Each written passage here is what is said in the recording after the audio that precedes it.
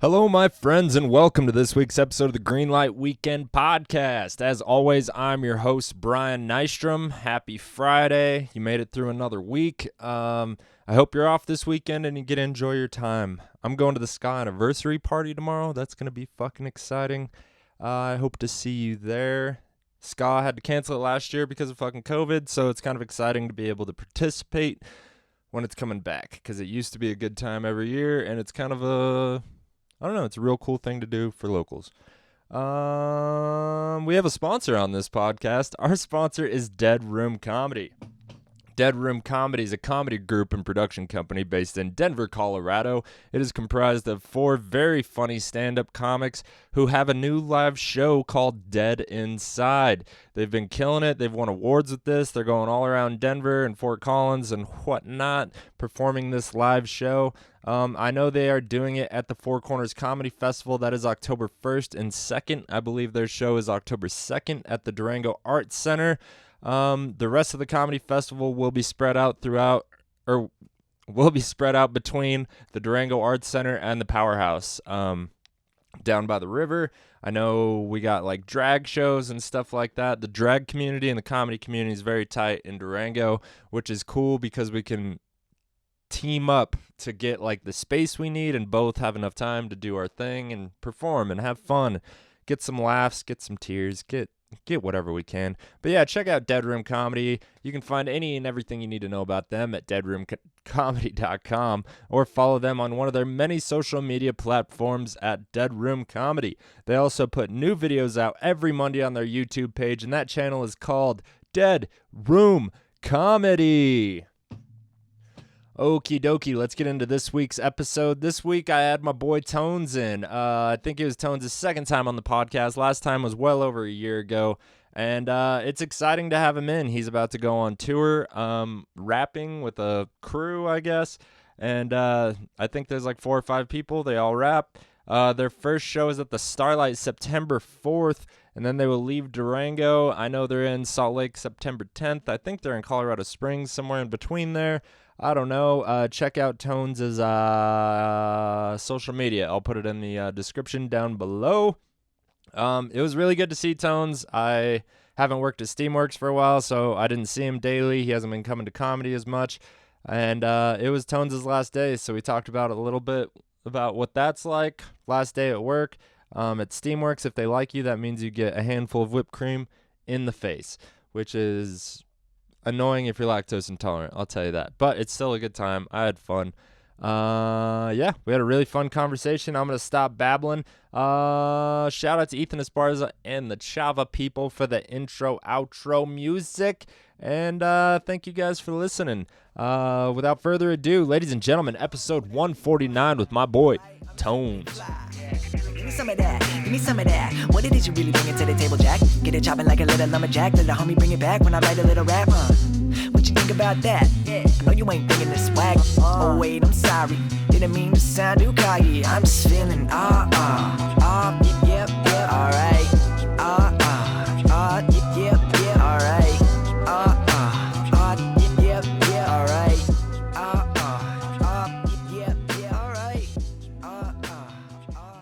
You're so hospitable.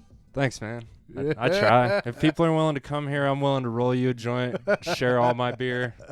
Fucking, you can crash on that futon if you want, brother. Salud, vato. Good to see you, man. Good to see you too, man. It's your last day of Steamworks, huh? Got pied in the face? Got pied in the face. That's why I'm wearing my undershirt. I'm not wearing my what I bring after work shirts. Yeah. The only thing I said when I got pied in the face was, "You motherfuckers, I'm lactose intolerant." I washed my face as good as I could in the bathroom, and my way home, I could just taste how good whipped cream is. On my lips. I was like, God. "Oh, I'm gonna die." And that's the only thing that saved Tor from getting punched in the face is the fact that was a good taste. So good. So good, dude. So good. Oh man, so I got pied 2 times in the last 8 days. Yeah, at Steamworks. It was my birthday on last Monday. Bastards. Aaron came and got me. And he didn't get me as good as Tor though. I'll admit that. I saw Aaron coming, so he kind of got like the back end That's of me almost turning worse. No, it's not though, because that's just gotten like the back area in my ear. As far as your face, like I wear contacts, bro. Me too. But like you pie me in the face, my contacts are blurry until I take those fuckers out. Really? My contacts are resilient. I don't know. They're pretty good. My contacts are pretty good. I mean, I'm out of contacts, which is why I'm always wearing my glasses. Yesterday was the first day I had to wear my glasses with my motorcycle helmet. That shit sucked. And not to mention it took me like 4 hours to get my glasses right again because they were all smashed in the fucked up places. Which brings me to the point why I even got contacts to begin with, man. Like I got contacts when I was a kid, but like I quit because they're expensive. You know what I mean? My parents made me get contacts because I kept breaking glasses on the playground all the time. Wow, that's different. That's different. I never heard that before. Yeah, That's my awesome. dad literally took me to the eye doctor and he's like, That's "You're not different. walking out of here until that motherfucker's in your eye." That's Like, different. Yo, my parents used to make me box without my glasses. Like I didn't have contacts. Like Yeah. until I was like 12 years old. I was boxing since I was like 8 years old. That's fucked So up. every time I was boxing, I couldn't see my opponent. I was just boxing, and I lost my first 3 fights. Not surprisingly. Weird.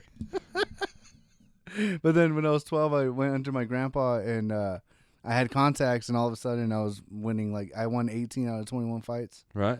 Yeah. Nice. Yeah. You could see. I can see. I can finally see my opponent. And then when I lost the other 3 fights, it was I went up. I was 135, and I went up to 155, and 155 just fucking wiped me out, dog. How old were you at 155?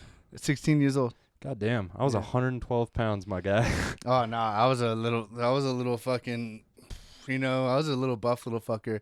My dad was a bodybuilder, Oh, okay. you know, so Really? we were in the gym, like me and my little brother, or my older brother. My little brother didn't really get to see this, but like me and my older brother, we kind of grew up in the weightlifting gym. Nice. So like what really helped us become fighters is there was an empty room on the other side of the gym, and they had wrestling mats in there. So me and my brother would be practicing WWE moves. For sure. Yeah, you know what I mean? I practiced those in the schoolyard and then got suspended. Glasses. Yeah. Exactly. Yeah, exactly. So yeah, so whenever I wanted to get, I had contacts growing up and throughout boxing and all this stuff, but once I really stopped getting punched in the face when I decided I didn't want to box anymore or anything, I was probably like 19. I went back to glasses for a while, and then I started working in kitchens, and like The worst, bro. the worst, It's the worst. You open up an oven, you can't see shit. yeah, just working the fryer, like Dishwasher, the worst. Dude, That's the nothing worst. pisses me off. Right now, I don't have any contacts, so I don't really have a choice. But when I had contacts, and I'd be like, I think I'm gonna wear my glasses today, and then it would start raining. Just like, fuck my life. Like, Pandemic shit happened. Glasses, masks, yeah, the worst. that. Oh my god. Yeah, I used up every bit of those contacts I just can't- because I couldn't figure out how to wear the mask without fogging up my glasses. I see people do it all the time. I can't figure it out. do you get your contacts for a full year, or do you do it like? Yeah, if I have the money at the time, I don't have Yeah. health insurance, so it's like That's I haven't had health insurance for like 8 years. So That's every year I'm just like, all right, it's fucking glasses time. It's basically Christmas if you have kids, and I See, don't. and like growing up from the res, that's why I've always looked at the other natives around, like because I know you're not native. Right. Like the other natives around, they can't do something. It's like use your fucking Indian health services, use your IHS, man. Use your what they put in place for you, man. Like I've had 3 surgeries, Right. like 3 death-defying surgeries, and the Southern Ute tribe paid for it because of Indian health services. That's sick. Yeah. That's cool. I mean, I'm glad people that have been fucked over historically have options. I'm a 31-year-old white dude. Nobody really gives a shit. You know what I mean? It's true, man. But like we care, Yeah. we care. Like if you put a native in the fucking presidential office, man, then I actually think that. Let me rephrase this. You put a native woman in the Probably. presidential office, then it's probably gonna fix a few things, you know. I was like- gonna say Josh Emerson for president, but Oof. Josh Emerson though, I love that man, and he's a pretty smart man. he's a smart man. You know, I'm behind him if he wants to go. I am. Fuck yeah, funniest behind him if he president wants to go. ever. Holds open mics in the White House. the White House. Dog. We do it outside because it's pandemic times. I'm down. We'll play that White House Brown. What's up? What's up? White House lawn, bro. President in a headdress. I miss Josh Emerson. You know that? Yeah. I miss him so much. He'll be back at the festival? beginning of next month. Yeah, festival. I mean, I'm not guaranteed. I haven't heard that he's actually. Oh, well, they're doing Dead Inside at the Arts Center, so he's for sure coming. Yeah, he's coming. He's coming. Elliot Weber headlining. He deserves it. Yeah, I'm coming back as DJ. Nice. You know, so I'll be back. I like right after my tour. I'll be back here on DJ. Right back at the comedy festival. And I think I'm doing the Art Center or whatever, not the Powerhouse. I'm doing the other side. The Arts Center. The Art Center. Durango Arts Center. October 1st and 2nd. Comedy Festival. Be there. Straight up, be there. Be there. Yeah, I haven't heard if I'm on it, but I hope I am. Me neither. I told Jill, I was like, straight up, I don't have any footage, but you seen what I did. Yeah, well, Jill's not the deciding factor. It's David Oakley. Ooh, Dave's seen me at my best, though. Like at the beginning of when I was doing good. Dave loves you. Not saying that that's what this should be about, but No. we're gravy, baby. If anybody, oh yeah, we have our own. I keep forgetting that.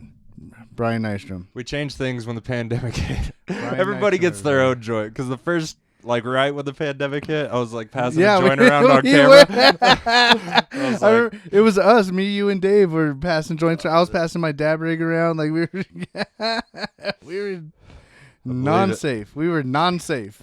yeah, David Oakley's gonna be here for the festival as well. He's sleeping David right Oakley. there. The homeboy. Yeah, I'm excited to have him back. Everybody knows him.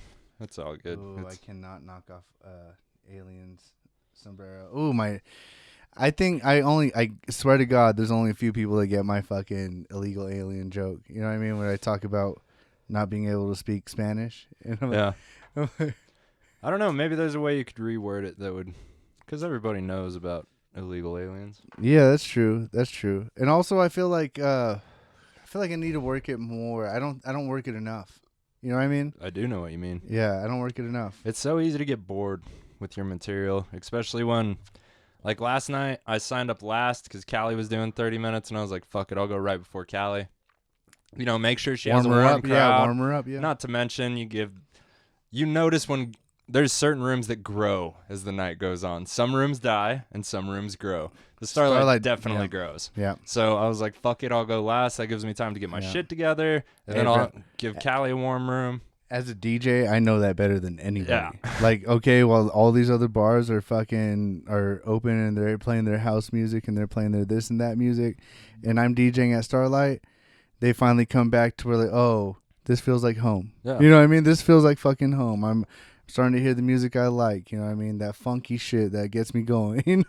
Yeah, you are a funky motherfucker. Ah. That's why we all love you. So they call me Funkle Tones, baby. Funkle Tones. Man. You know what, bro? I haven't DJ'd for one of your comedy sets in probably a month and a half, I feel like. It's weird. Yeah. It's really weird. It's going to happen again. Yeah. Yeah. I think I'm going out there. I'm going to go a little more solo Lobo on the comedy production side and actually try to make some more shit happen because, I mean, Jill's done great. I love her. She's put us in a lot of good situations, and Yeah. she's given me a lot of time. A lot. You know what I Yeah. mean? A lot of stage time. But Also, I feel like you have been, when anybody else hosts, it's cool, it's good, but when Brian Nystrom hosts, man, like I don't get a better intro, and every other comedian could say the same thing. I try. You're like, you talk us up. You don't talk shit about us until we're done doing comedy. You know what I mean? You talk us up, and then once we're done, then you say something smart and something funny. You know what I mean? I prefer to roast people after they don't have a choice to rebuttal. You know what I mean? Like, I wait till the microphone is no longer yours. As a rap battler, I feel that. Yeah. I'd rather be second than first, bro. For sure. Yeah, because I'd rather rebuttal than, Dude, and that's another reason to sign up later on the list. Like, there's times I get 4 minutes talking shit about my friends and their set that they just did. You That's know what so I mean? funny. Like, sometimes half Yeah. my set is just roasting everybody else. That's But true. those are one-time throwaway jokes that you'll never get again. Like, to catch that room with those references and all that shit, you know what I mean? That's what I should be putting on the internet, is those. Because I'm never going to use them again. Like, they're so situational. Well, That's smart. because then you can put like other, like if you look at like I follow Cypher Sounds a lot. Like I followed him as a DJ back in the day, and if you look at his Instagram account now, like I didn't even know he had an Instagram account like until he did a show with somebody and it was comedy. No, he was hosting this show on True TV. I think it was Chris Stefano? no Cypher Sounds. Oh, Cypher Sounds. Cypher Sounds. You know, Chris Stefano just did a show on True TV, and when you said comedy, it just Oh no. right. But I can't remember what it was called, and it was like they would do comedy, and then they would take the bits from it, and they would turn it into a sketch Nice. while they were on stage. So it'd be like kind of like Crank Anchors, but with comedy. You know what I mean? Interesting. So you know, but it was cool. And so when I saw Cypher Sounds was on there, me being a hip hopper, I know Cypher Sounds from like Sound Bombing and being a DJ in Brooklyn, New York, and Bronx, New York. I think he's from Bronx, but yeah, he was DJing over there a lot. Right. And hip hoppers, we were kind of, it's weird. It's kind of like a weird connection, you know? Like comics. Yeah, straight up. You're living the same life. You're doing the same bullshit. Same shit. And you're going through the same shit. Yeah. Same shit. Like, because I mean, being a hip hopper from Colorado, I remember finding a radio link. This was before the internet was popular, right? So I had to find a link that was broadcasting from New York, but it was connected to Ohio, and then for some reason it was connected all the way from Ohio to Colorado. So it hit many different areas, and I was getting the Stretch and Bobbito show, you know. And Stretch and Bobbito is a hip hop thing that started from these guys that would just allow people to come and freestyle. And people like the Wu-Tang Clan came through. Like Sway in the day. Yeah, but this was before Sway. This was like Sway's influence, you know what I mean? And yeah, Sway and who was that man? Sway and Big Tech. Big Tech and Sway. Big Tech and Sway. That was that radio show. And so we were getting Stretch and Bobbito, and this is where we were starting to hear like Eminem for the first time, Big Al for the first time, Busta Rhymes for the first time. And kids in Colorado in 1994, we're not supposed to know that shit. You know? Like we barely got NWA at that time, especially on the reservation. That took months. Yeah, that took a long time. You know what I mean? And man, and like I remember even hearing Bone Thugs and Harmony for the first time, them being from Cleveland, and everybody else on the reservation finding out who they were after me, and just seeing how it grows. It's like, man, if I was always a DJ. Yeah, I think so. It's your job to know the new shit. Like that's what DJs. That's their main thing. I feel like is to always have the newest, hottest. Do you know how many times I've played a song and 3 years later it's like the hottest motherfucker out there? I bet. Like I can only imagine with the way the record companies work and fucking radio stations and all that shit, all the fucking bureaucracy that goes into that. Also, I mean, living in different areas also helped that out for me too. You know, like for sure. Living in New York City, in Brooklyn, it helped me get all the East Coast stuff, and also we get the popular stuff right away in New York. Right. Like if it's That's the hub. Yeah, it's the hub. Yeah. Well, and my homeboy Mellow Mike Hype, he's my DJ when I rap. If I'm in the East Coast, he works for Franchise Record Pool, and franchise. If you know what record pools are, they're the ones that tell you what's hot. They're the ones that tell you this song's dope, that song's dope. So if you're a DJ, you go to the record pools and you're getting the things before they even drop. Right. Getting things like, I remember getting a Royce da 5'9" song when I was, because my brother was in locked with my cousin and he was a DJ. So we got this song from Royce da 5'9". And it showed up on the hip opera Carmen on MTV like a month later. Crazy. It was crazy, man. That's awesome. It was crazy. It's cool being the first to know about stuff. Yeah. I love that shit. It makes me happy. I'm rarely the first to know, but I have friends like you, so I learn quickly. There's just a lot of shit I don't care about. I wouldn't trust the... Honestly, dude, you know the good shit, though. You know the good shit. I just know what makes me feel good. You throw a funky bass line on anything, your boy's in. Oh, that's why you like Pusher, man. Yeah. Yeah, that's why you like Pusher, man. Of course, bro. All right. I've always loved that song. If I'm watching a movie, fucking TV show and that song comes on, I'm like, oh shit, I kind of like this more now. I like that song Pusher Man because of the movie Money Talks with Chris Tucker and Charlie Sheen. Right. Dude, I just saw that on one streaming service. I need to rewatch that. It's such a good movie. Yeah. Such a good movie. It's gotta be. I remember loving it. My dad definitely showed me movies I shouldn't have known about at a young age. I don't know how old I was when I watched Pulp Fiction, but it was not old enough. You know what I mean? Bro, it fucked me up. Oh man. But my brother he was always the one showing me music. Yeah. I remember the first time I So you have an smoked weed older with my brother too? Yeah, Okay. step brother, but it's been Okay. since I was like 5, so Oh, that's come on. you know what I mean? I'm a native, bro. Yeah. If you lived in my house, you're my brother. Yeah. You're my brother, man. So like my older brother, he is my music. Like that's my music. Like that's honestly, I have to give my mom credit and my dad credit too. And I was going to go back to this whole like fuck with my dad, man. Like he had such funky taste. Interesting. Such funky. My mom's a punk.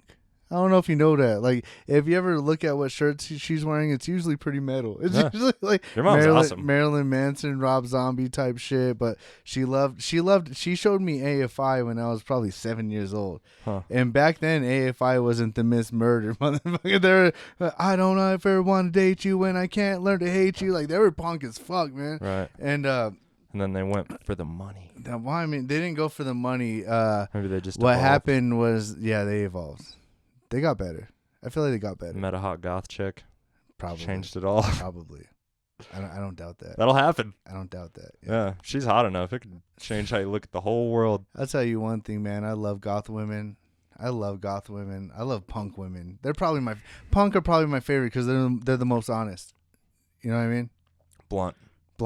Yep. If they have a problem, it's right then and there. It's Yeah. You're not gonna wait till you get home. I feel like metal bitches hold more secrets. Ooh. I dated this metal girl one time, and it got pretty rough. Yeah, it did. It did. It did. Been That bitch there. was crazy though. Been there. That bitch was crazy though. Yeah. You show me a girl with a shirt that is like a metal band so hardcore you might not know about them. Show you a bitch that'll burn your house down. Or at least drive a truck through your carport, because that's what happened to me. Wow, really? Yeah. Damn. My brother's real metal. My older brother, he's real metal, man. Like he used to do sound for a lot of metal shows. And I feel like dudes are different. I don't know. I feel like people have rough lives, and I feel don't like know. people that hate their lives the most are more likely to like metal, like construction workers. Always metal. I like certain metal though. I do too. I like certain I metal. turn on Slipknot on leg day because it's the only thing I got, baby. I hate leg day. Well, see, and again, we go back to this whole that like I love music. I love music so much, and like just metal's been something that kind of changed my way of how I produce in hip hop. Like you take for Avenged Sevenfold for an example, every 4 bars that they're doing, it goes 1, 2, 3, 4 times in a row, and then it changes. And then it changes again. Like a lot of music has that. It does, but that's the first one that I actually can I see that later again? Yes, you can. But the first one that I seen that caught my ear as far as they're doing something that keeps me interested Right. in what they're Notice doing. the pattern. Yeah. Because in hip hop, that doesn't happen. It's blah, blah, blah, blah, blah for fucking 16 bars. And then it repeats itself for another 8. Right. You know, so. Yeah, when I was playing music, I definitely started paying way more attention to music. Detail, yeah. And now the first thing I hear in anything is a bass line, because that's what I played. I played bass. I was fucking learning from every song I heard. Like, you know how many times I was watching a show or something and hear a song and be like, I bet I could play that. And then fucking there I am on YouTube fucking looking it up hours later, perfecting it. You know what I mean? Because there's always one thing you can't get, like a hammer slide or something, you know? Like one thing that you have to learn while you're learning a song. That's how I learned everything, was just trying to learn songs. And then I'd be like, well, I gotta fucking do this or I can't play the fucking song. Learning how to DJ was the hardest fucking thing for me. Dude, I thought I wanted to be a DJ, and then I started fucking with it, and I was like, yeah. Well, see, like, and being a DJ is interpreted in so many different ways. Right. You know what I mean? But like, being the DJ I wanted to be sucked. It sucked, bro. Right. Because naturally I'm good at pretty much anything I do, and it's just what it is. DJing was hard. I really had to try. Yeah. I really had to try. Even like jujitsu and boxing, that shit just came natural to me. Like, it was just, oh, I want to do this, and I can take a punch, or I can take a choke until I have to tap. Or I feel like boxing was just since he started so young. It's like such a good time to learn. Like every time I sparred, I was sparring with grown ass men. And also remember, I was blind for like 3 years of my training. So you got used to getting hit. Yeah, I got used to getting hit. Bam. I got hit a lot. I got hit a lot, dude. And like, I don't know if you know Alco Garcia. He's a boxer from this area. He's a professional boxer. He fought Vernon Forrest. I don't know if you know Vernon Forrest. He beat Sugar Shane Mosley for the title in middleweight. Damn. So, and yeah, Alco Garcia fought him after he lost his title to Jermaine Taylor. Okay. God, that's fight nerd, bro. Fight nerd. Yeah, I'm way more of an MMA nerd. I know. Oh, I grew up as a boxing nerd, bro. But anyway, I grew up watching WWF, and then I found out it was fake, and it broke my fucking heart, Tones. Me too. It broke my heart. You know how many times I got too. suspended for like telling kids to suck my dick and shit? Like, it was all for professional wrestling. I had the shirt, bro. I had the DX, and then in the back it says 2 words: "Suck it." I had the shirt. I think I bro. did too. Yeah. Ugh. It was about the time my mom caught me listening to Kid Rock and fucking fighting kids. Yeah, my mom was not cool with it. Oh my god. Oh man. They're like it was probably a few years later, but my dad checked me out of school and was like, "We're going to Kid Rock concert in Albuquerque tonight." I saw Kid Rock at Sturgis. I did at too. Buffalo Chip. Me too. At Buffalo Chip? Yeah. This year? Yeah. Oh my god. 90,000 people showed up to watch Kid Rock. I saw him with 200,000 people. 200,000 people at That's Buffalo crazy. Chip. It was crazy. And that's also the first time I had a waffle burger. Dude, I bet that place was crazy with 200,000 people because 90, you couldn't get close. I got kicked out. Yeah? Yeah, I got kicked out. Hold on, let me see if I can. Here it is. I got sliced right there. Right? So starting shit? No, I wasn't starting shit. So I was there with my Aunt Daphne. My Aunt Daphne was there. Oh, my Aunt Daphne saw me bowl Wee Man. What? Yeah, we were hanging out with the Jackass crew. She saw me bowl Wee Man. We bowled a perfect game against another midget and like another big dude. And I wasn't big, so Wee Man was like, "I think you would impress them more. I want you to bowl me." And I was like, "All right, then, sure." You just didn't want to get fucking pie tossed. No, I'm gonna be real with you. Wee Man knew what he was doing. He fucking. I would bowl him, and he would like position himself sideways, so it was a perfect game. Oh, it was just turn.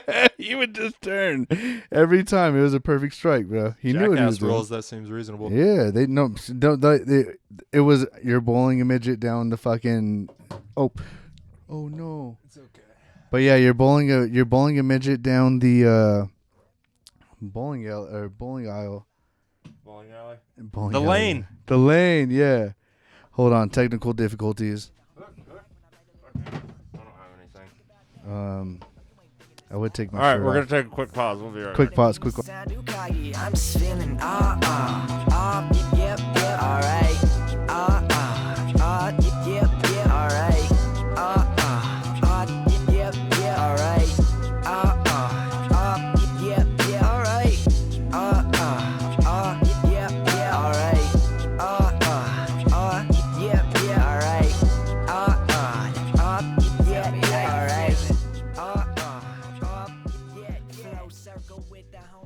All right, we're back. That song you just heard was by Ethan Esparza, the Java People. Hope you enjoyed it. Toad spilled beer. We had to clean it up. It's fine. Yeah, tone spill beer. Don't edit that. That was perfect. Oh, I wasn't planning on it. Oh, you shouldn't. No. Okay. I don't edit anything unless you incriminate yourself or others, and I don't even want to do that. It's a pain in the dick. Well, Because then I got to match the video to the edited audio. It's a whole thing. it is. And if you don't catch it, it takes a long time to figure out where. You edit your own videos. Yeah. That's cool. Yeah, nobody will do it for free, and I can't afford to pay anybody. Plus, there's a lot more secrets on the camera because sometimes I forget to turn it off, and then a lot of shit gets said that people were holding in the whole podcast, but they didn't want to tell the world. You know what I mean? And then I have video of it. I have video of Elliot Weber saying the N-word positive. Oh, wow. It'd take me a long time to find now, probably, or not. I'm pretty sure I made it pretty easy to find. Yeah, It's probably what the file name is. Elliot Weber says the N-word. See, that's how I know you're like a music nerd, because like when I name like beats I made, it's like how that beat felt to me. Yeah. You know, like I have a beat that just says like dirty ass bitch, because it's like a dirty ass bitch, bro. Not like, mad at that. It slaps too hard, bro. You know. Yeah. By the way, I sold a beat. Nice. I'm so excited for myself. Can you talk about it? Yeah, dude. Who'd you sell a beat to? The church? No, I sold a beat. I sold a beat to a record label. I sold it to these people at Interscope Records, and they heard my beat that I gave to my DJ, and he kind of just put it out there, and I sold a beat. I sampled a Janet Jackson song. Nice. That's the way love goes, Yeah. and I made it into a song, and I was kind of just playing around. I sold it to my DJ, and I was like, "Hey, you can take it, and I'll take 25% of what you get from it." And he was like, "Okay." And then he hit me up, and he's like, "Hey, you're about to get 15%. Hey, you have a good day." And I was like, "For what though?" I don't know. And he's like, "I just sold it to a record label. It's in Interscope, and whoever gets it is gonna get it, and whatever happens." And I'm like, "Wow, that's kind of interesting." Sick. Can you still use it? I'm not going to. No, I don't. It's hard for me to talk about love. I don't. Feeling love is a very intimate thing, and being intimate on a microphone is kind of hard for me because I'm not thinking about my life when I'm writing a song. I'm really thinking about the crowd and what they're gonna feel and what I'm gonna do. So I'm more of a show rapper than heartfelt rapper. However, that's not what I was when I first started. You know, Like comics. when I first started, it was like I'm gonna talk about the reservation. I'm gonna talk about this in my life and this and that. But then you start doing shows and you start hanging out with the hip hop crowd. And you start hanging out with the DJs, and they're telling you, "Hey, you can still talk your shit, but you got to appeal to the normality of humans." You know what I mean? So like, I made a song like Real Res Shit, maybe 6-7 years ago. It talks about it talks about the streets and like in Ignacio and how it was and how people were, and it's like it's not the same now. What were people like? It was kind of like a falsified reality. You know what I mean? Like there were a lot of people that were living street life, but they didn't really have to. You know what I mean? Like they were selling drugs and trying to fight people, just being real tough all the time, and they didn't really have to because there was a lot of people that had money, and a lot of those people that were acting like that were tribal members, and Southern Utah Tribe gets a lot of cash just know, all the time. So they were just trying to be gangster. They were trying to be gangster. Yeah. However, there were a lot of people that were gangster, and it was kind of like that's where it clashed. You know what I mean? Like there were people that came from different areas, and when that happened, it kind of clashed, and things evolved to where it kind of got hostile. It's a very small town. Yeah, it got hostile for a while. You know, like walking, like as a kid, I couldn't walk down to the grocery store without a couple of friends. You know what I mean? It could have been rough. There's friends that were murdered, friends that were stabbed, friends that were beaten, jumped, Because they were part of all this shit? Or? Yeah. Oh, yeah. Right. Oh, Okay. yeah. Oh, yeah. Definitely. You know what I mean? And Even like, though they're getting a check. Yeah. And there were people like, see, I even did some things like growing up, and I got arrested a few times. I did a lot of time in jail after I became an adult because I was still kind of involved in stupid shit. I got some assault and batteries and shit like that, As a grown up. That shit counts. That counts. Yo, I never got in trouble before that. So, you know what I mean? Like, Yeah. it counted. Yeah, it shit counted. stops I feel like when kids do shit, a lot of times Yeah. they get a free pass. Yeah, they But do. when a grown up does some shit, especially if assault and battery are involved, I'm not gonna especially in like a place like Ignacio, like it's not hard to find you. lie. Yeah, no. It's the smallest town Oh, in the no. world. I punched a tribal member because I'm not a tribal member, but I lived on tribal land in my dad's house. My dad was a executive of the Southern New Tribe. He was a council member as well before that, so they knew where to find me. Right. Everybody But- knew who you were. Yeah, and I punched a tribal member, and one punch I broke his jaw. It caused like $9,000 to his face. Like, What a pussy. he was a skinny little fuck, dude. You got to turn with the punch. He didn't know what to do. Obviously, I hit him one time, dog. Yeah, that's, Yeah, I'll give him this though. He didn't drop. that's pretty gangster. Yeah, he didn't drop. So I looked at Just him and saw standing he there was like a fucking zombie. No, he went to like this. Like he went to.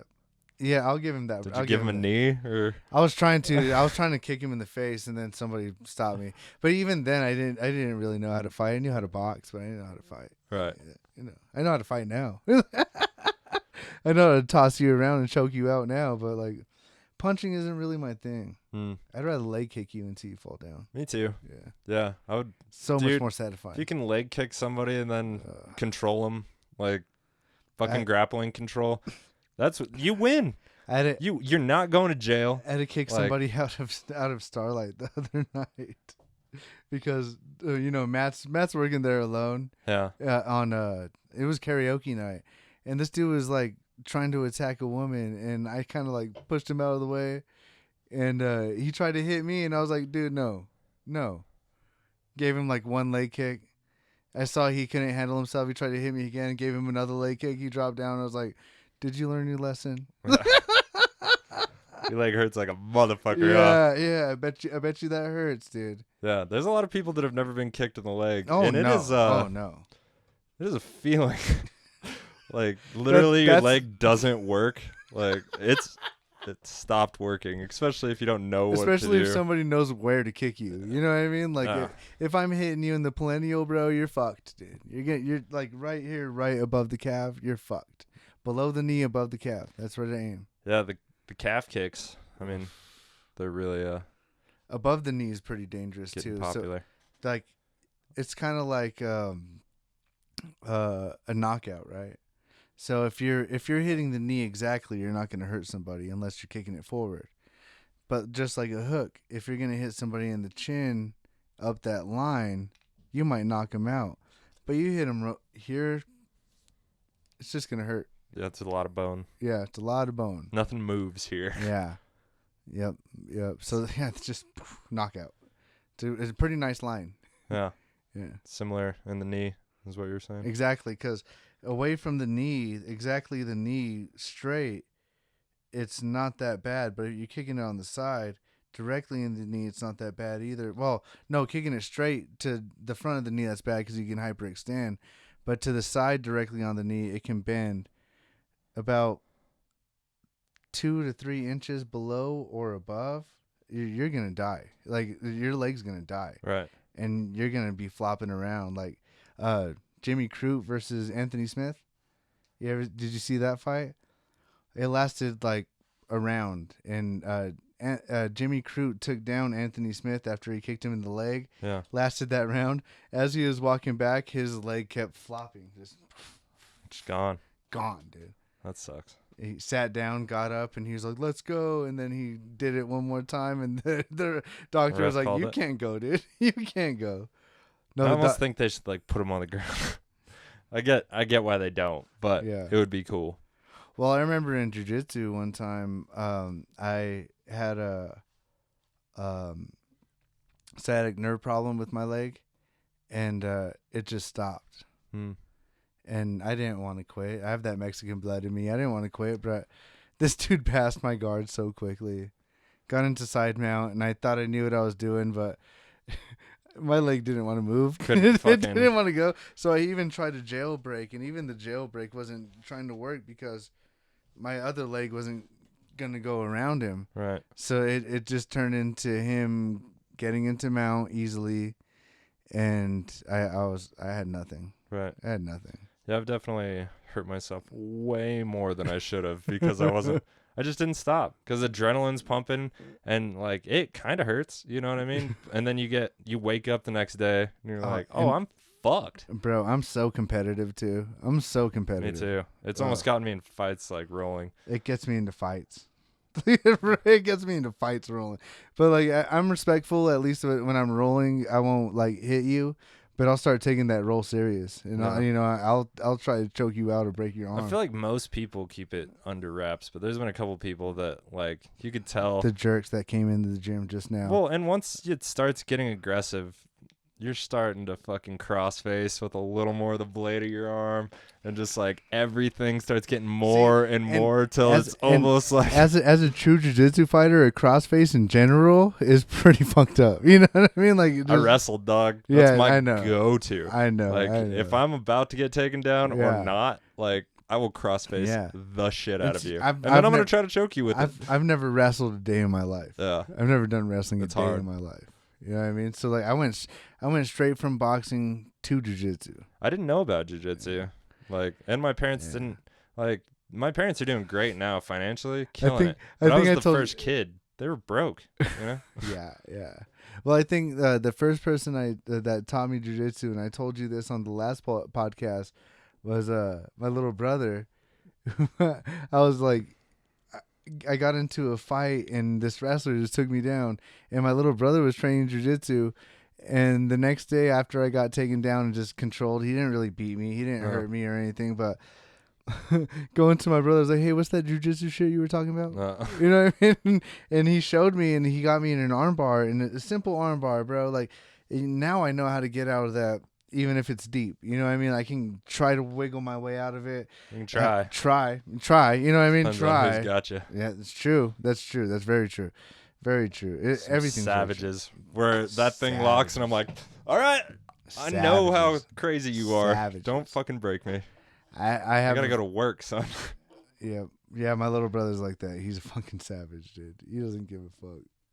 He's like, I used to have more of that in me. I don't. I'm a lot nicer. Like when I got to jiu-jitsu, I was already a nice guy, you know, like.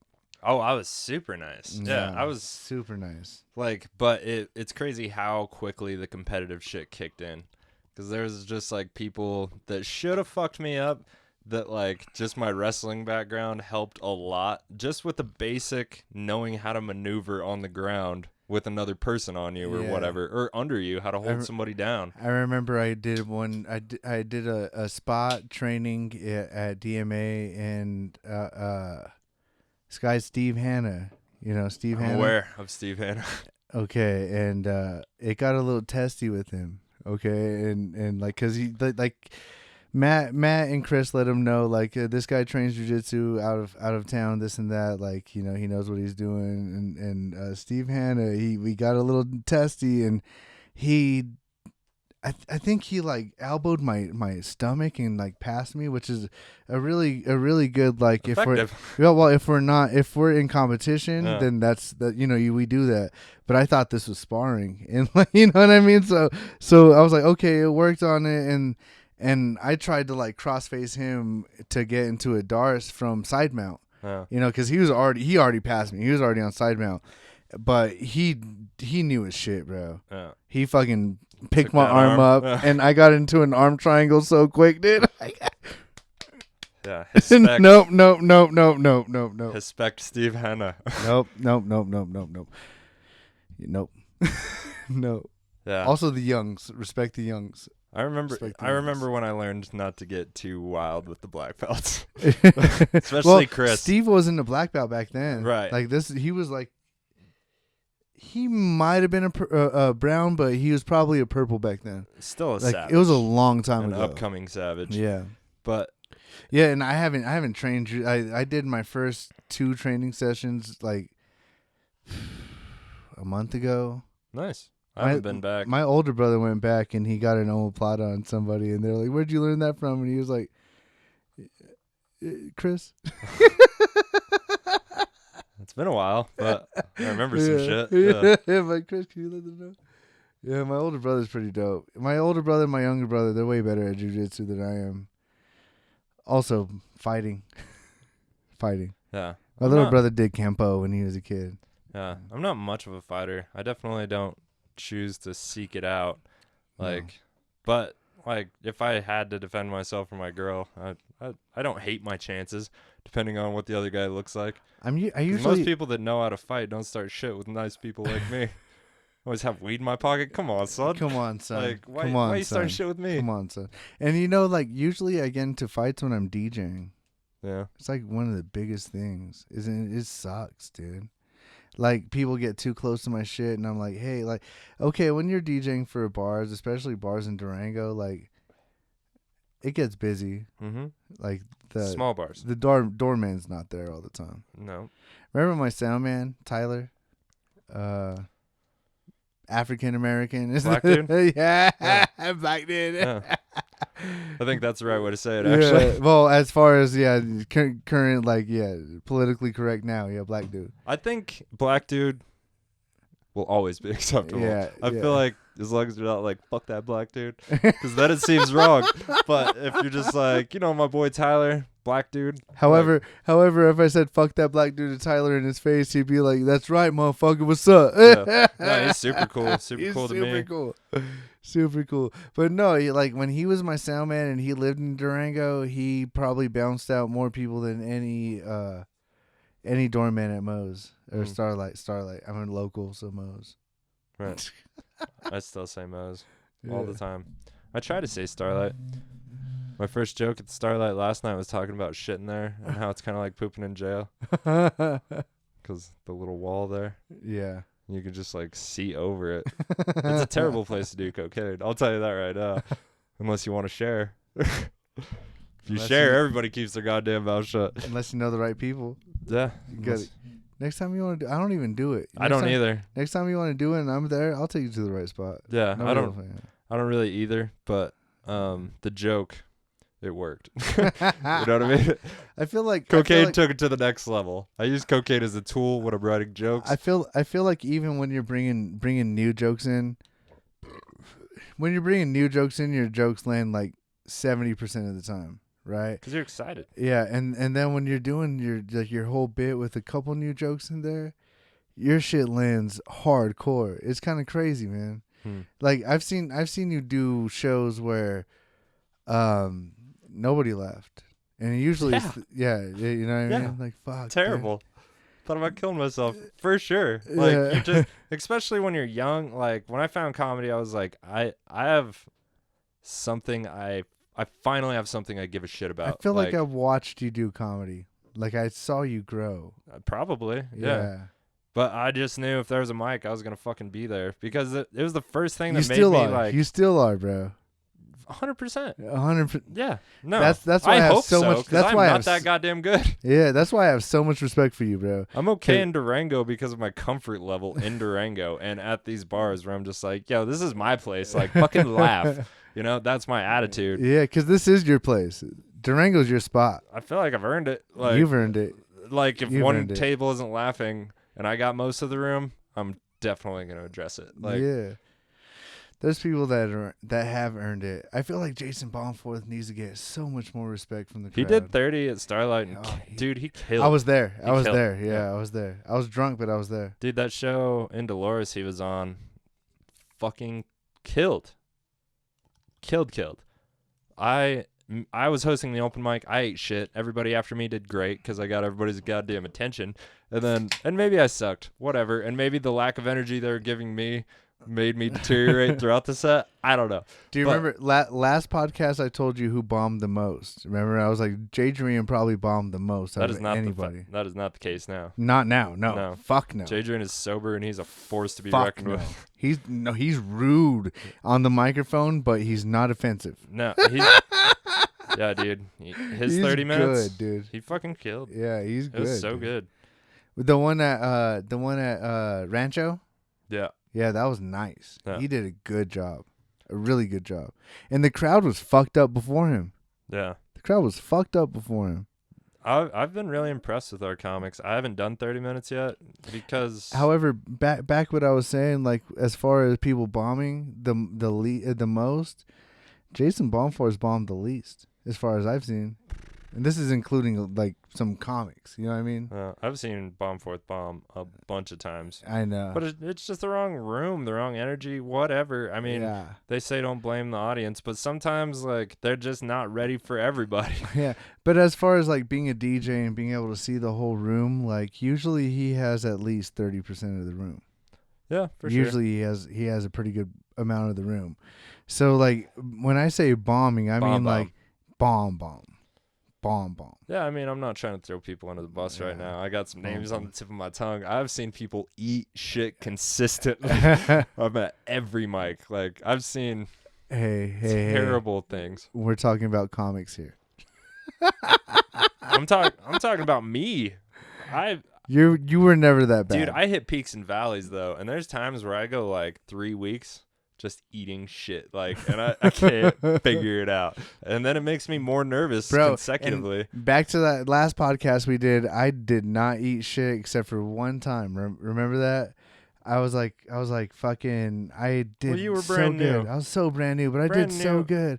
For it was like six open mics, and then one open mic. I was like, fuck, I feel like I bombed, and now that I'm been over a year, it's like, fuck, I've bombed. I have bombed. Dude, last week I went to the Starlight and I was all sad as fuck. And I just wasn't in the mood, but I thought it was my one mic that week. You know what I mean? I was like, I gotta be there. There was that open mic that I did at 11th Street, and I was so drunk. Oh, yeah. So drunk. Yeah. And I was like, fuck this crowd. You guys suck dick. You guys are the worst. Yeah, and then I talked shit about you for 3 minutes. I know, dude. It was the worst. It was my mic. It wasn't my mic, but I was hosting. But you were the hosting. You know, I understand, and I'm sorry for shitting on you. And as far as I'm concerned, if it's like, I don't know, I've had a disagreement about this with David Oakley. I think it's on the podcast, and I was like, but that was my mic. He's like, that wasn't your mic. And I was just like, well, if you want me to love it, if you want me to treat it like it's my mic, I have to be able to say my mic. Am I the host or am I not the host? Right. Am I the host or am I not the host? I loved it. You know, I cared about it. Like, I felt like I had something to do with how the show was going. If somebody ate shit and I could make them laugh after, that was helping the next comic. You know what I mean? Like, that goes back to you being the best host in Durango. I don't know. I really like Drew. Drew's a great host. I think Jadrian also has super strong host potential. I love Drew. He's one of my favorites. Hey, you hear that, Drew? Someone says you're shitty at host. No, I love Drew. No, I did not say that. Dude. That's what it sounded. It sounded like you're about to say but. No, there's other hosts, okay? For sure. I'm not throwing anybody under the bus. Not throwing anybody Emma has under been the bus. crushing. No, Emma's been leaps and bounds. Okay. Mm-hmm. Yeah, I'm going to have her on again soon because the growth of the Starlight, maybe it's just the time of year. No. Whatever, but she's doing something right. No. And the gay crowd has grown. That's what it is. I love them. That's what it is. I love gay people. They aren't as weird as straight white people as far as jokes go. I mean, you can offend them easy, but I don't say like gay slurs. You watched Homeboy Andy lately? Homeboy Andy lately. Yeah. Yeah, he's it's surprising. He's pretty decent. I love that motherfucker. Pretty decent. He's pretty good. I love this part where somebody that cared enough to actually write a whole set and they're brand new and they're excited about it, so they're doing really good. Yeah. Like that happened with you. That happened with everybody. You know what I mean? I was on a hot streak when I first started. I didn't write shit whenever I started. Well, I didn't write shit. You're better than us. But no, Andy, he's been to like 3 mics. You know what I mean? Yeah. He's going up and he's about to hit the peak. And I keep trying to tell him just like, hey, man, just so you know, if you're going to keep doing this, like, one day you might not do good. No, I saw a mic. I saw when you were in Atlanta. Really? The crowd was pretty rough. Yeah. Like for all of us. Not just him. And he even told me the next day, he was like, no, that crowd was pretty rough. And I was like, yo, this is the Starlight. It happens. No, this happens, but it gets worse. It gets worse, Bro, man. I've eaten shit in front of just comics. Dude, El Rancho can be rough. Everywhere can be rough if there's nobody there. I haven't performed for nobody before. Dude, though. the Starlight was like two to 4 I remember. strangers for 7 months. I remember that. And Quarantine. we went every quarantine. fucking week. Fuck, dude. You're right. And it was just comics and the bartender Fuck, who was just like, boo. Write new jokes, bitch. But it was hard to get motivated. That was Taylor. It was hard to get motivated to write new jokes when there's 2 fucking people at the mic. And there's nothing else going on. And then the first show came, and I was like, oh, shit, I should have been writing this whole time. And that was rough because, like, I was writing new jokes. And, like, again, there was only a couple of people there. And the comics, I love the comics. Oh, we're terrible people. But fuck, you, like, they're always talking. There's always at least 2 like, comics talking. Yeah. The people that bitch the most about people talking are the motherfuckers that are gonna fuck up your set by talking in the back. And see, I can't say that because I'm the fucking DJ and I'm quiet as fuck and I'm sitting there just, yeah, trying to make y'all sound good. Yeah. So like, I can't say that. Like, I don't talk very much. If I'm on stage, I address it. If I see comics talking, I'm like, hey, remember when we were friends, motherfucker? Like, you're ruining my set. Me too. I talked shit to Jill one time for talking during her Jill's set. a comic. Yeah. And like, it was so awesome because it was like I think it was her and Taylor talking, and I was like, hey, I'm trying to work my comedy set and you're in the first row. Can you guys like at least talk behind? Yeah, be like girls and go to the bathroom together. Fuck off. I love you, Jill and Taylor. You guys are great. Taylor's grown. She's grown. Yeah, for sure. She's grown. Everybody has. She's grown. Everybody's grown. Andy's the first new one with real potential in a while since Maxi Poo. Jesse's got potential for sure. Needs to cut shit down. I like Jesse. Yeah, trim the fat. Trim the fat. Just all trim of it. Trim the fat. Like more than a brisket. You know what I mean? Like, well, if you're cutting the brisket right, it shouldn't have that much fat. Yeah, but you gotta have some fat. That's what I'm saying. More than the brisket. Cut all the goddamn fat. Yep. Cut anything that. Yeah. We just want fucking meat, son. Maybe some potatoes. I think I'm having meat and salad for dinner. That'll be alright. Fuck, do we just talk about like cooking stuff? Have you been cooking lately? Not really. I mean, I've cooked at home. Yeah. A little bit though, not a bunch. Yeah. Like just fucking sauteed some vegetables or whatever. Maybe some protein on there. Word. That doesn't really seem like cooking. I haven't smoked anything. I have to cook so gluten free at home. I have to do so much like just brand new shit all the time. Yeah. Well, my girl is so on point with the dairy free shit that like my life is pretty awesome. Like, you're lucky. It's the only time I have an issue is when I leave, or when I go out. It's just like, well, the only choice is no cheese. Okay, I guess no cheese or sauce. Fuck me. But I feel like I don't get the full experience a lot of the times, but it's not worth it. Like, I'd rather have a slightly more bland dinner than not sleep that night. More bland sucks. It does. It sucks. Dude, I used to put cheese on everything. Yeah. See, gluten free, at least you can, like, put cheese on it? Yeah. Yeah. Goddamn right you can. Yeah. Yeah, dairy free is bullshit, but my girl recently became dairy free, but she doesn't give a fuck if we have it. Nice. You know what I mean? Oh, dude, when I go, if I'm not here for dinner or something, Kelly makes like dank ass dairy shit, like cream sauces and mac and cheese and fucking, she lives it up. What she should. Kelly seems like a really fucking cool chick, bro. She's best. She's pretty fucking cool, bro. Best in the biz. Yeah. And she's a hot ginger with curly hair, bro. That's exactly what I was looking for. Exactly. You can almost say the same thing. Yeah? You can almost say the same thing. Except for my girl dyes her hair. Yeah. Whatever. Fake as fuck. Just kidding. She could probably tan.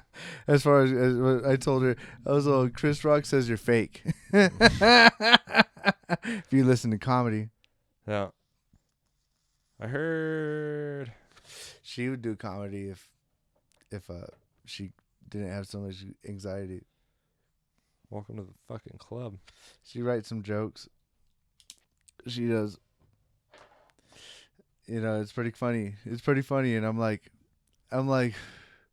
if you can just get on a mic and say this shit, dude, you would fucking be good. Well, you might have had an easier time with it because of your background, but like, Well, like she's a rapping and she's shit. a performer too, you know, and she went to school for engineering for music engineering at the Covenant. So she has a lot of experience, like just performing, but I don't know if she's ready for like no music behind it. You know what I mean? Like, and like, No, it's all you. it's a different thing. Yeah, and I mean, none of us. I mean, maybe you were. I wasn't. Like, I blacked out my first set because I was like kind of panicked, but I was like, but I finished a set. I saw everybody in the crowd that were just my friends, and I was like, hey, I can just say this and say that and say this and say that, because as the DJ, bro, like I already knew fucking everybody that was there. Yeah. You know. Well, and I had only been to 2 mics before I went up. What was your first mic? Rancho. Ooh. I didn't feel like I deserved laugh therapy. I went to the ranch, then I went to laugh therapy. You should have laughed therapy. You should have laughed Fuck therapy that. first. That's a cheat code, and I wasn't gonna be a part of it. I wanted to earn every bit of it, Tones. The first thing I did was laugh therapy, but that was right before the pandemic, and that was after I was DJing, and I looked at the crowd and I was like, ugh. The people I had the least respect for were the people that only came to laugh therapy. Because I was like, oh, yeah, you come to the fucking good room, but you're not willing to go eat shit with the rest of us at the ranch. Like, because I guess I was jealous because they got better spots than me, too. I was like, this person's not even putting in the fucking work. You know, I saw it as like, there's a hierarchy to this shit, and I feel like I got more sets than that motherfucker, and I've been doing it for 3 months. Like, I'm not going to lie to you, my friend. I like the way that Ryan jumbles it.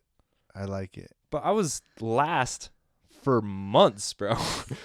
And the crowd was half gone by then. That was a crowd that died, you know?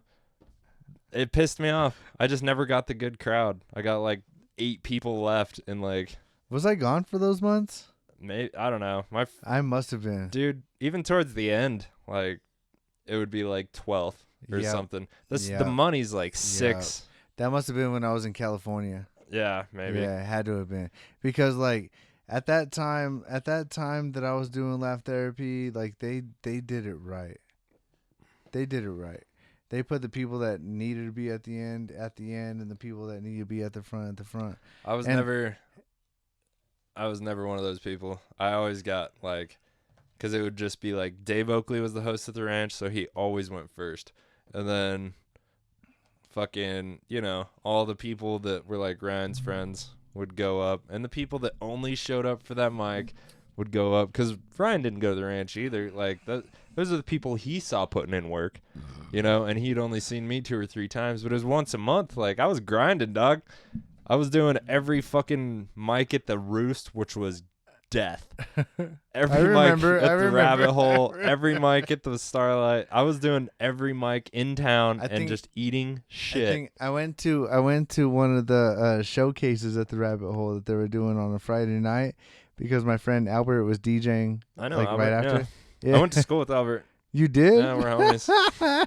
DJ Side Effect, shout out, brother. I Yeah. love you, man. Yeah, he's awesome. But yeah, no, I saw your comedy show. You were there, David Oakley was there, and fucking I can't remember, some chicks. Some chicks. Probably Emma. You're so sexist, Towns. I'm not. It's just okay. if they were memorable, I would have remembered them. If it wasn't Callie, I remember that. Fair enough. It wasn't Jill, I remember that. Right. Fair enough. Yeah. Emma was probably there.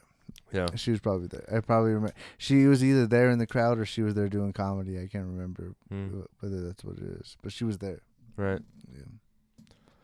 I'm a little jealous of Emma and Bailey because I can't do the gay shows. I feel like I'm a friend. I'm a friend of the community. Why can't I be? I'll talk about whatever you want. Let's go. Come on. I just want to be part of the party, bro. You do have a joke about, and remember that joke about, I remember the oversized clit joke. Yeah. Oh. Use that, be like, hey, I have a joke where I said talk about tasting a dick. I said that in front of my grandma twice. Twice. Once in Farmington, but I didn't have them, dog. I didn't have them, and I needed to close strong. I'm going to be real with you. I think my grandma and my grandpa would love my comedy because of like what I talk about, like, you know, my ethnicity and like like how I just introduce myself and this Your and fake that. real estate license. Yeah. My fake real estate license, yes. That's awesome. I lie so much. Me bro. too, bro. I speak a little Spanish. I'm not Oh. completely illiterate to Spanish. I put a set on Facebook, and then my mom commented and was like, "First set I've seen," and I know I had a joke about her, and I was like, "God damn it!" I think I blamed her for my little dick.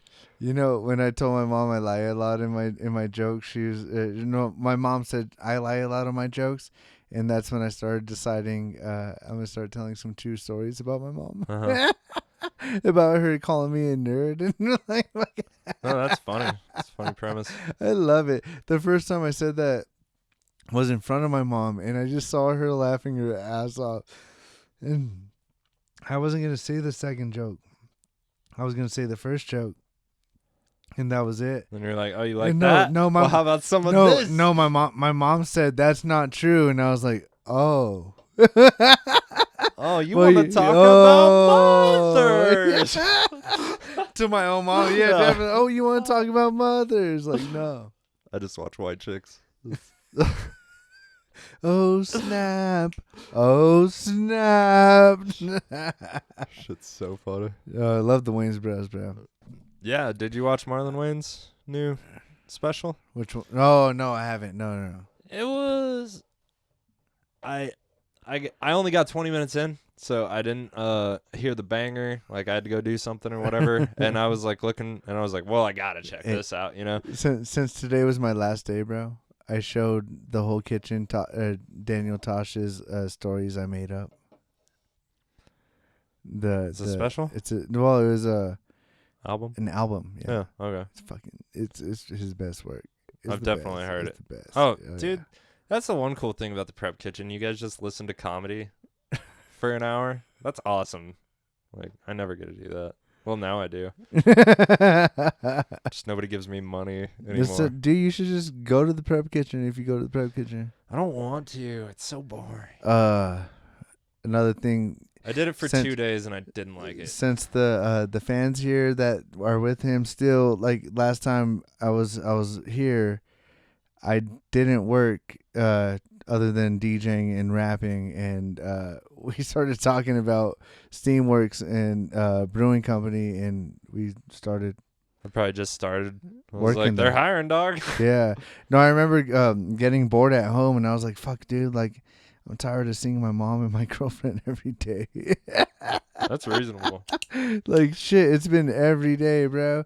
And I was like, "Can I get a job there?" And you're like, "Yeah, go. They're always hiring." If my mom lived in town and knew I didn't have a job, I would definitely have a job by now. Because it would be daily. Just like, hey, I know you're not doing shit. And I'm always doing shit. But that's how moms are. You know what I mean? You're not at work. Come help me. Yeah. Not on the real though. Like if I didn't smoke weed, I'd be working at the casino in Ignacio. Yeah. They drug test, so That is a restriction to a lot of places. Yeah. Still, which is stupid. in Colorado, it's the worst. Stupid. It's Colorado. In the whole country. Come on. It's just a little weed. Take it off the goddamn drug tests. I guess it's just because they don't have a way to test if you're under the influence at the moment, And it's bad, especially for like which is cool because I'm always under the influence. well, even like boxers and martial artists, dude, they can't smoke weed. They can in the UFC. They can't. They can't the day of the fight. Yeah, Which, within 24 hours. right? I bet Reasonable. Nick Diaz would be way more calm. You know what I mean? Like he hasn't fought since then. He's gonna fight soon, though. Robbie Lawler. Yeah, rematch, boy. I'm definitely rematch, watching boy. that. Yeah, we should do it. I got ESPN Plus. My brother usually Me plays for too. the pay per view. So Nice. Yeah, free pay-per-view. I could be more in. let's do it. It's just so late. By the time when I'm It's watching like fights, I want 11 to get o'clock. drunk. Like I want to drink the whole time. Like when fights start, I definitely gotta have a beer, and then I never stop. And I want to go to sleep immediately after the main fight. I never watch the post-fight show. I'm always just like, Me neither. fuck. I watch it in the morning when I'm taking my morning shit, bro. Right? Just fucking pop it on my phone. Yeah, I just listened to Brendan Schaub. Uh, I'm a fan. You're not a fan? no, I love Brandon Schaub. I Oh. love Brandon Schaub. I did. Don't worry, he's not gonna listen to this. I promise you that. One day. No, I do. I love Brandon Schaub. I love his podcast for sure. I love that shit, dude. I loved his podcast with Dr. Drew. Back in the day, was it like the doctor and the fighter or something? Oh yeah, just a Fighter and the Kid episode. Fighter and the Kid, yeah, Fighter and the Kid. That shit was dope. Yeah, man, you gotta give it to him. He's fucking killing it. Oh man, you know what I love as far as podcasts is probably fucking what's his name? He was on Glow. Mark Maron. Mark Maron. What the fuck with Mark Maron? I love Mark Maron. Yeah. Yeah. I haven't listened to a bunch of those. I listened to the Obama one, and it kind of bummed me out because you could tell it was all pre-recorded or pre-rehearsed. But he came out and said that after. But yeah, I need to listen more regularly. He just had somebody super dope on. Yeah, dude. Podcasts are getting pretty popular, man. You know? Yeah. They're more popular than the average rapper nowadays. They're more popular than television, bro. Any single television show, is pretty much like, especially like old school TV. Yeah. Like if you have a YouTube show or something, you're crushing them. The big dogs, not me, but the big dogs. I'm gonna be real with you, bro. I'm a subscriber to this dude that just plays Skate 3. Oh, how dare you. Just play Skate 3. How dare you. I can't play Skate, bro. I have a PlayStation 4. They don't sell it for that. Skate 3 out? Is it Skate old? 3's, yeah, it's old as fuck. I heard they were coming out with a new one. At 4, yeah, but that's like we're waiting for that. But since I'm waiting for that, like I'm watching motherfuckers on YouTube. There's so many other. Why don't you just watch like? When you get the game, nothing's gonna be new. Yeah. Why don't you just watch like skateboarding videos? You kidding me, bro? I don't watch trailers for movies, dog. I don't want spoilers. I pretty much watch skateboarding. Like I watch all the Thrasher My Warriors. Do you skateboard? Yeah, I do. I don't. I tried. I was good as a teenager up until about 25. I relearned how to ollie recently, like probably like 4 months ago. Yeah, it would take me a week to ollie. Yeah. I have I'm terrible at skateboarding. Well, I already knew how to ollie before, so it wasn't hard to relearn it. You know what I mean? Yeah. I just remembered point your toe towards the end because like you have to kind of like break your ankle. It's kind of like twisting your ankle. Yeah. And then after you pop, twist the ankle, and then you go up to you point your toe towards the top of the skateboard, and that's how you ollie. Like you have to jump it. No, I've definitely pulled it off before, but my parents never got me like a nice skateboard. They always got me like the Walmart skateboards, and they're not a skateboard. You should have just changed the trucks. Dude, they were all thick and weird. Like, but that's fine though. They were so fucked up. The way that. But I didn't have money for trucks. They weren't. That was my skateboard. You know what I mean? They were like. Well, trucks. We didn't have a lot of money. Trucks plus the wheels and setup is probably like $60. Bro. And that was back when we were kids, bro. Yeah, my bike was $60. When were you born? What's it? 90. 90. Oh yeah, I'm 88. Yeah, so same era. Same era. Yeah. So yeah. My board used to cost $180. Like if I got the nice ones, but if I got like the mini logos when I was a teenager, it was like $60. The deck plus about $60, so like $120. Yeah, my bike was $60, Tones. You understand? Like that was the range I was living in. Like. And I always lived on dirt roads. Like skateboards weren't of much use to me. Yeah, I lived on dirt roads. My dad had a shop. Yeah. So you could kind of skate in there. See, and that's why I learned how to ollie, because I had a garage. Right. Yeah. Yeah. Slab of concrete. Yeah. You can do a lot. And then my dad put a basketball hoop in. Yeah. Most of our time was spent like elbowing each other in the face to get a rebound. I'll be real with you, man. Like I don't talk about my dad a lot. But he was pretty dope as far as like my passions were. Not music. Yeah. He hated the fact I did. He hated music. He hated it. Because I feel like he wanted to do it and he didn't chase it. Chase it. Yeah, definitely didn't try to chase it. So nobody makes it at first. No, it's a guarantee. No. There's no chance. No, except Bert Kreischer, who just was a famous and Rolling Stone found him because he went to school for like 10 years or some shit. Yeah. Yeah. Sorry. But your dad, he was dope. However, my dad was pretty cool as far as like, when I moved to Aztec, New Mexico, he worked for Red Cedar, and we bought a house in Aztec, and he built a concrete slab behind the house and Porch? put it. Yeah, no, not a porch. We had a porch, but he built a whole concrete slab away from the porch, and it was like a 20-foot by 20-foot. So it was kind of like playing a half court game. Good little chunk. Yeah. And like me and my friends, we just fucking took advantage of it. We played basketball all the time. Oh, it was fun. Yeah, it was dope. It was dope. And like in Aztec, it was kind of crazy because you would never think that being a like predominantly Mexican American kid going to a place in New Mexico, and there's not a lot of Mexican Americans there.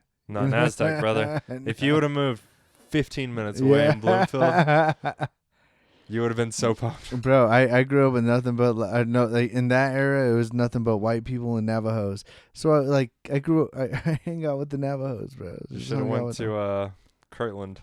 Fuck no. White people and Navajos. I'm Ute, bro. Yeah. I ain't trying to have the Navajo people know that shit. Dude, I for real knew some like half Mexican chicks, but I don't remember like any straight Mexican kids. We had 2 black kids in our school. Yeah. That was like maybe 3 Mexican, but like not a lot. See, dude, and growing up in Ignacio, there was Mexican kids galore. Yeah. Galore, bro. Bro, Bloomfield, Galore. I wrestled them. They're galore. fucking rowdy.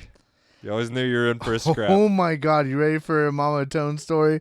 Hey, Veronica, don't get mad at me, but I'm gonna tell you the story. Seems So fine. I played basketball in Bobcats against Bobcats, right? Ignacio Bobcats against Bloomfield Bobcats. And we were beating Bloomfield pretty bad. Yeah. Like, it was like a 30-point game by halftime. And there were some moms talking shit about personally me. I scored 30 points in that game. I was hitting threes all like a motherfucker and like getting fouled and putting up ridiculous layups. It was ridiculous. And this lady was talking shit about me, and like we were walking to the thing. And thankfully, my brother was there to tell me the whole story. And apparently, this mom called my mom out, and my mom was like, "Oh, you want to go outside, bitch?" Walked outside, and I believe that. That lady walked out, and she threw a wild hug. And my brother said my mom threw an uppercut and just fucking, just flattened her, bro. Nice. Just flattened her. And my mom kicked her twice, and my dad pulled her away. And like that was like the first time I ever heard of my mom being like Aggressive. super aggressive. Yeah. She Fucking was mama never bear, bro. No, my mom's not aggressive, dude. You know my mom, dude. Yeah, but she was mama nice. bear. Oh my God. My mom's fucking crazy. She grew up in Bloomfield. My mom grew up here in Southside Durango. Yeah. And back when it was nothing but Mexicans.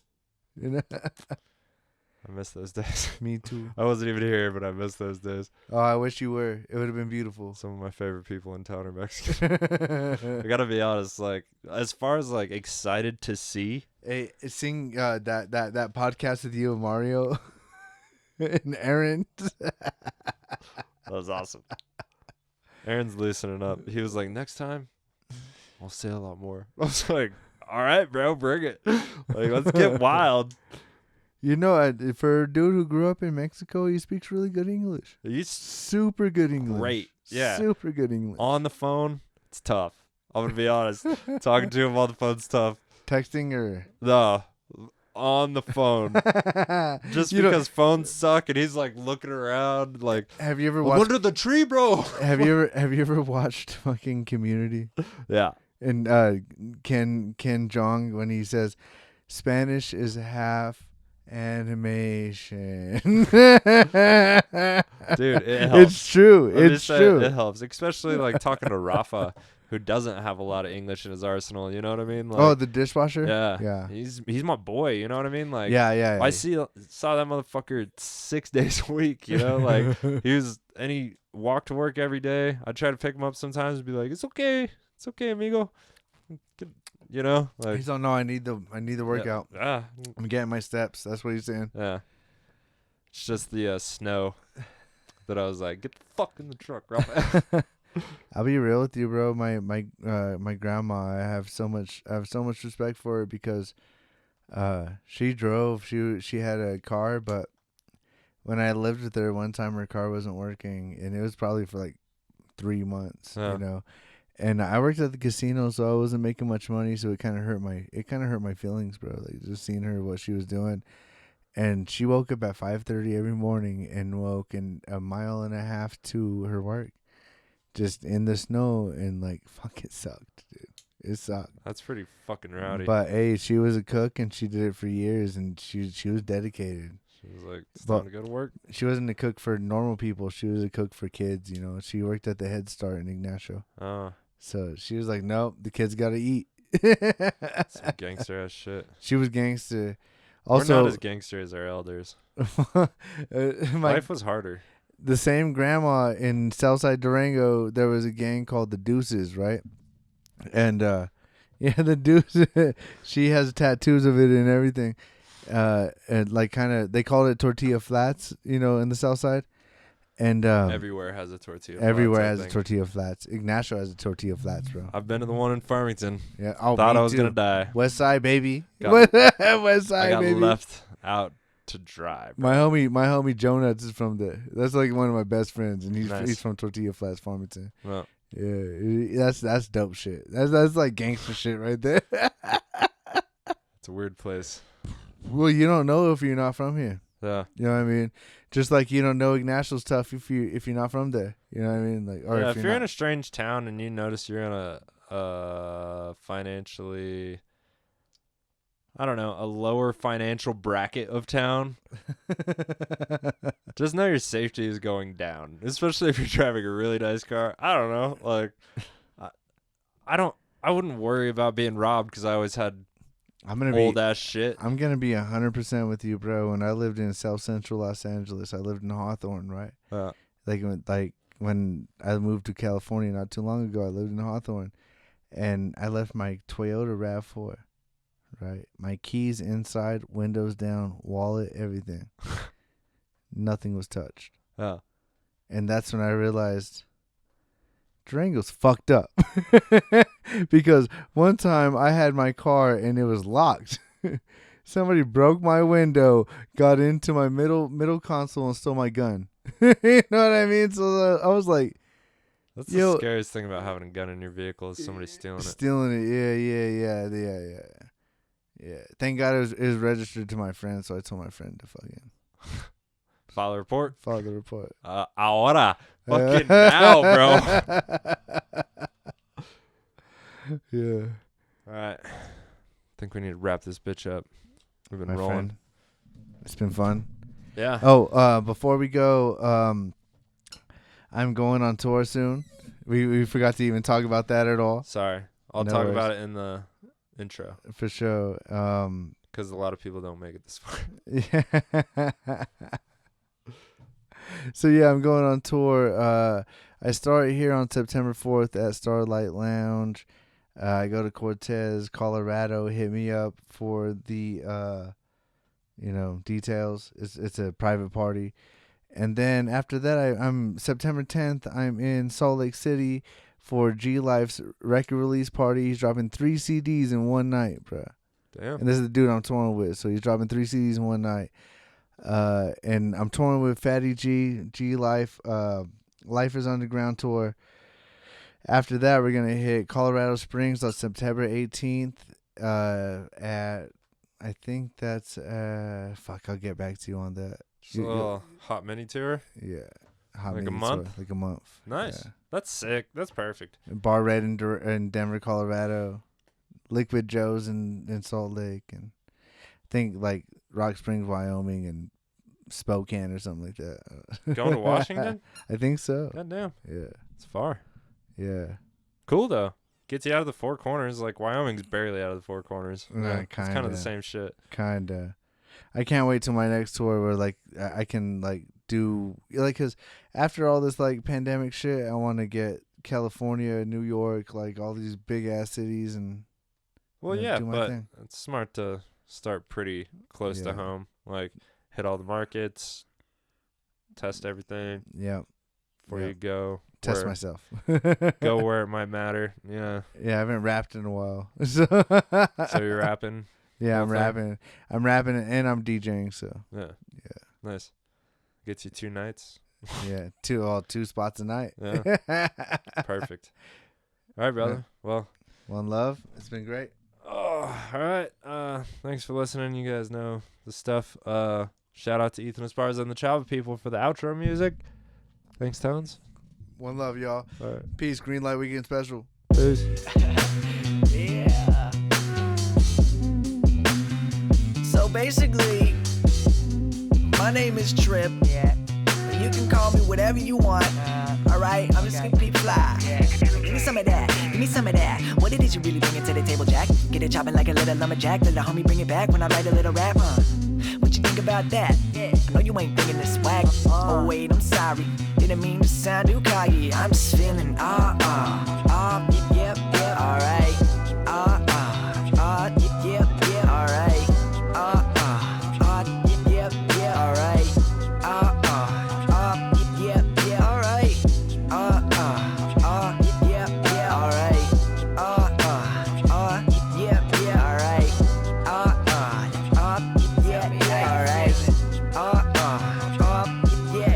Circle with the homies, still rapping on Dilla. Yeah, rapping all the spots I live, the people know I killed them. That's right. Yo, turn off the lights, give me a light. We the brightest in this building. And throw up them hands if y'all really feel me. That's some realness, it's chronic flow. Yeah, I got a chronic illness, and I want the world to feel this. Yo, that's just how I kill it. How do I cure it then? They wondering about the antidote. Just put them headphones on, man, that's the dope. Yeah, give them a dose of rap. Then I can toast to that. Knew that I hold my craft. Doing it, I'm in a soda rap. This American cat, but my ears ain't wet. I've been working, dog. Working my ass to death. Oh, yes, said it ain't easy. I never had no freebie. Them rappers giving handouts, but I stand out to completely. Better than Weezy, better than Jeezy, better than Jay-Z. This just crazy. I'm so amazing, never been lazy. When it comes to spitting, man, nobody wanna pay me. I'm just feeling yep, alright. Yep, alright.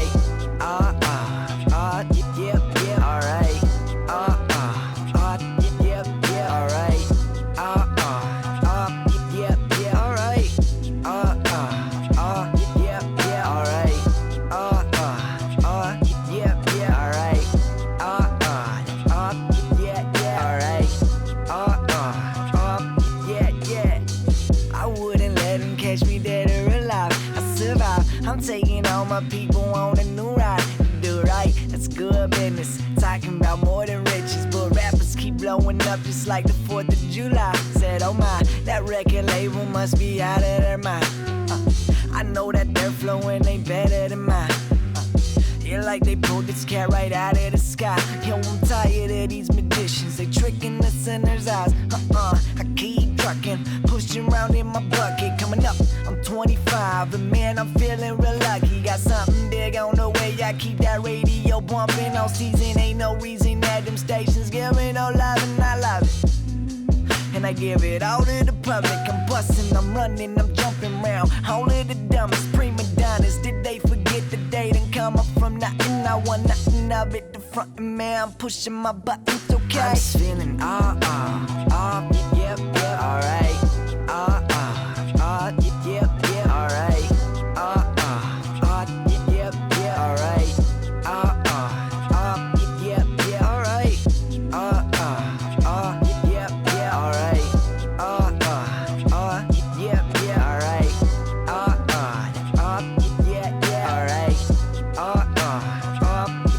Feel alright, no doubt about it. I'm gonna do this always. No doubt